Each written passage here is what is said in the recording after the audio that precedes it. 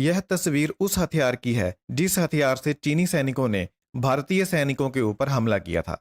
इसमें आप साफ देख सकते हैं कि कैसे उन्होंने लकड़ी के डंडों के ऊपर नुकीली कीलें बांध रखी हैं। इस तरह के कई डंडे बरामद किए गए हैं। इससे यह साबित होता है कि इस हमले की योजना चीनी सैनिकों ने पहले से बनाकर रखी थी।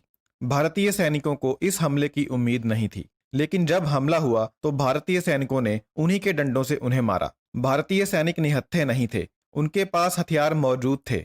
वह अगर चाहते तो हथियारों का इस्तेमाल कर सकते थे, लेकिन चीन के साथ हुए अंतर्राष्ट्रीय समझौते के तहत भारतीय सैनिकों ने अपने हथियारों का इस्तेमाल नहीं किया और सूझबूझ दिखाते हुए और अपनी बहादुरी की मिसाल पेश करते हुए चीनी सैनिकों के छक्के छुड़ा दिए।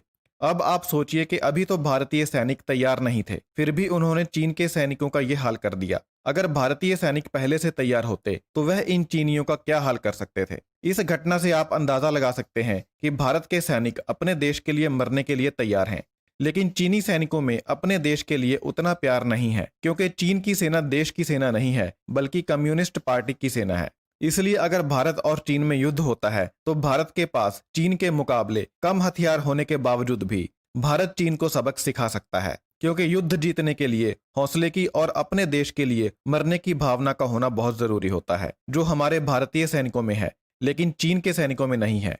लेकिन भारत सरकार ने अब फैसला किया है कि चीन की सीमा पर तैनात भारतीय सैनिकों को एक विशेष वर्दी दी जाएगी, जो हमारे सैनिकों की ऐसी घटनाओं से रक्षा करेगी। इस विशेष वर्दी को पहनकर हमारे सैनिक डंडों और हाथों पैरों से होने वाली लड़ाई से अपनी रक्षा कर पाएंगे। ऐसी 500 वर्दियां सीमा पर ऑलरेडी भेज दी गई हैं। और मैं आपको यह भी बता दूं कि चाइना ने भी अपने मारे गए सैनिकों के नाम सार्वजनिक कर दिए हैं। उसने अपने 30 मरे हुए सैनिकों के नाम सार्वजनिक किए हैं। और साथ में चाइना के अखबार ग्लोबल टाइम्स ने भारत को अंजाम भुगतने की गीदड़ भभकी भी दी है। ग्लोबल टाइम्स ने कहा है कि जो घटना घटी है उसके लिए भारत जिम्मेदार है और भारत को इसके गंभीर परिणाम भुगतने पड़ सकते हैं। यही चीन की दोगली राजनीति है। एक तरफ वह शांति की बात करता है और दूसरी तरफ चीन का मीडिया भारत को धमकी देता है। इस बात को अब हमारे देश के नेताओं को समझना चाहिए कि चीन पर भरोसा नहीं किया जा सकता और चीन को अपना दोस्त बनाने की कोशिश नहीं करनी चाहिए, बल्कि चीन का वैश्विक स्तर पर खुलकर विरोध करना चाहिए। तभी चीन की अकल ठिकाने पर लग सकती है।